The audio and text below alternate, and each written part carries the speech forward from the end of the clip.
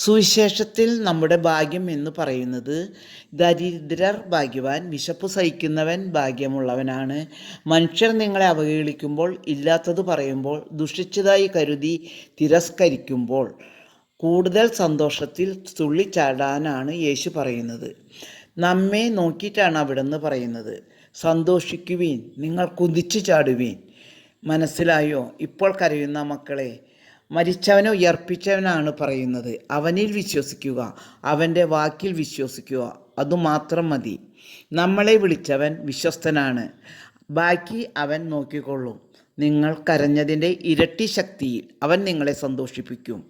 അനുഭവം ധാരാളം നിങ്ങളോട് പറയുവാനുണ്ട്. സമ്പന്നരോട് കർത്താവ് പറയുന്നു, നിങ്ങൾക്ക് ദുരിതം. ചിരിക്കുന്നവരെ നിങ്ങൾക്ക് ദുരിതം, ദുഃഖിച്ചു കരയും. സംതൃപ്തിയിൽ കഴിയുന്നവരെ നിങ്ങൾക്ക് വിശക്കും. നിങ്ങൾ പ്രശംസിക്കപ്പെടുമ്പോൾ അധികം നാളത്തേക്ക് അതുണ്ടാവില്ല എന്നുകൂടി സമ്പന്നരോട് പറയുന്നു. നമുക്ക് നല്ലൊരു നാളെ കർത്താവ് നമുക്ക് വേണ്ടി ഒരുക്കി കാത്തിരിക്കുന്നു. നിന്റെ വിശ്വാസം കർത്താവ് ഉരച്ചു നോക്കി യേശു മാർക്കിടുന്നു. അതിൽ നീ വിജയിച്ചാൽ പിന്നീട് നീ കരഞ്ഞതിൻ്റെ ഇരട്ടി ശക്തിയിൽ സന്തോഷിക്കും. കർത്താവിൻ്റെ എല്ലാ കാര്യത്തിനും ഒരു കാത്തിരിപ്പ് അത്യാവശ്യമാണ്.